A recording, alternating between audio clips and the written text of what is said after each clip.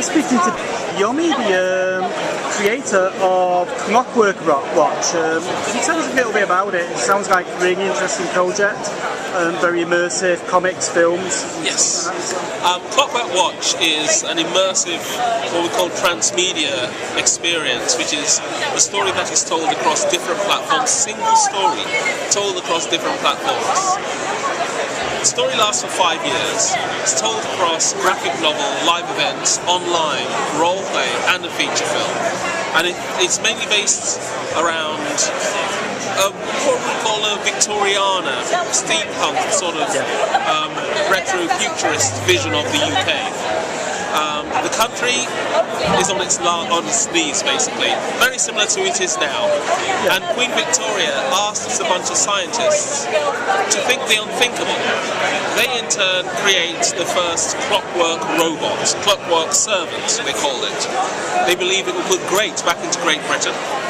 And they run into a nightmare, a bit of a pickle.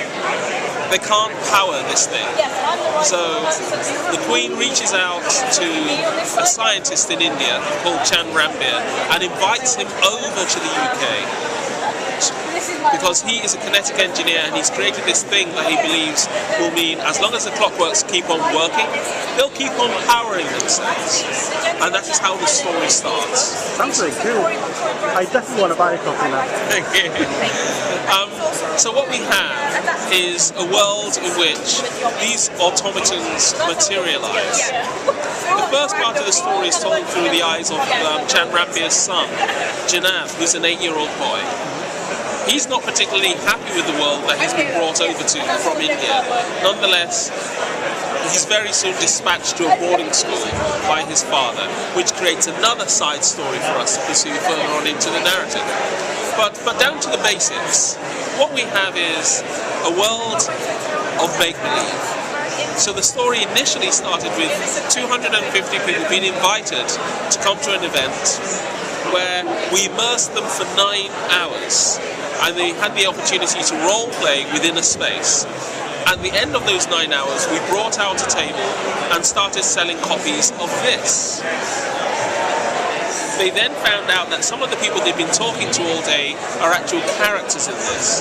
Thus, they became part of the story. Oh, wow. And that is basically how we started Clockwork Watch. Could we maybe open it up and have a quick look at some of the artwork? Yes, absolutely. Now the art is made by Jenny Gilglad, who's standing right beside me over there with a beautiful headdress. Yeah, I want a headdress. And what we have done is we've taken real locations in history. Some have disappeared. Things like the Crystal Palace, which was burnt ages ago. But the story touches on things like that, so we're more or less educating through the graphic novel and talking about the cultural heritage or the Victorian heritage of the country. And then you've also got the beautiful contrast between what people normally call steampunk, which is kind of drab, dark grey. But then when you bring an Indian family into this, they come with the colour, with the silk, with the gold. I love Indian fashions, actually, the way they dress, you know. It's just, So we're asking people to imagine what Indian clothing is like in the Victorian age, owing to the fact there weren't colour pictures at that point. So we're trying to represent and recreate some of those elements within the narrative. I mean, there are lots of other sort of really interesting parts, like the interior of buildings. What sort of decor would you have? How ornate would it be? Is it based on science, as most steampunk is? You know, on the macabre, you know, the stuffed animals and all the rest of the stuff. So we kind of played with a lot of that. And it's all hand-drawn, which is rather unique. Most comics are now computer done. This is hand-drawn, hand-painted, and in some cases hand-lettered. It's like a lovely book, you know. Thank you.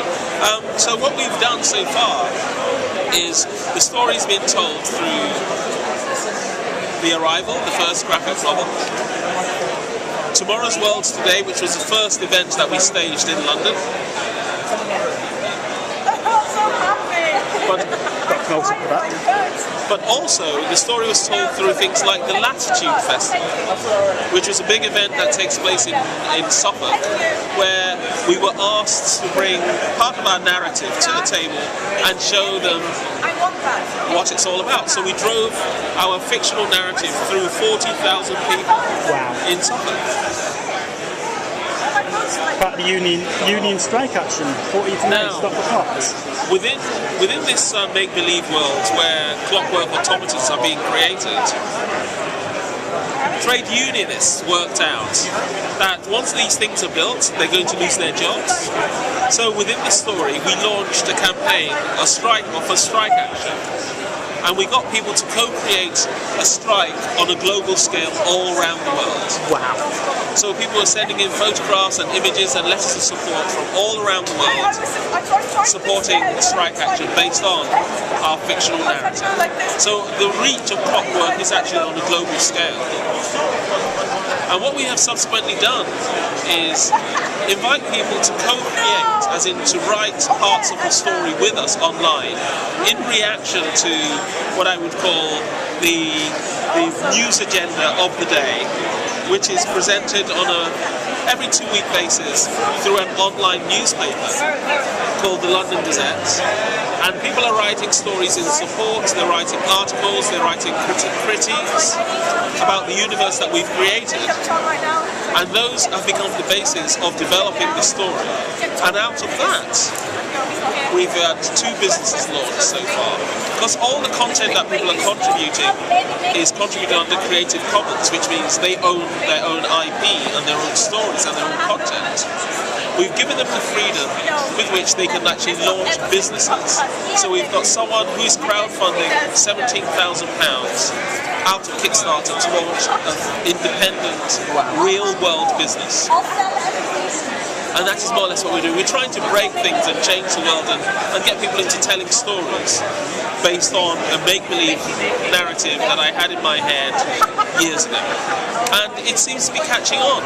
So we're into a preview of the next graphic novel, which kind of explains the world that we've created. And that is a main thing for us, because there's so much going on. And this gives you an insight into what we're doing and where we're going, and why we've created a platform that other people can make money off and we don't make a single coin. Why we trust them implicitly, because they've trusted us with the original content, that we're not going to rip them off, and where the story's going. It sounds like it's a really inclusive thing, and the funny thing is, I actually did an interview about a month or 2 back with Bruce Boxleitner, who's gotten involved with I think it's a guy called Trevor Crafts, and they're developing a steampunk universe as well, where they're inviting people to participate, submit their artwork and stuff like that. Yes. And I'm wondering if you're familiar with that, if you've heard about it. Sorry, if you've heard about it. I have heard about it, but I've not kind of delved into it. Unfortunately, what we have here is a beast that is growing at an exponential rate. I mean, it's growing so fast that I can just about keep up with it, mainly because we've opened it up to the public and we're telling a story that's going to take 5 years to complete. But when you think about it, it's not surprising. This is a retro-futurist sort of vision that has no place in history. So you can't do it all by yourself. It makes a lot of sense to let the colour and the creativity and the makers bring stuff to the table and help you develop. And as long as you award each person their rights, then they will carry on helping. You know, you can't own it, you can't control it. And maybe it could be one of the first genres that, you know, is going to be crowdsourced in a non-commercial sort of context. Thanks for speaking to me. It's been great doing this. Yeah, my name's Yomi Ayeni, and the project's called Clockwork Watch.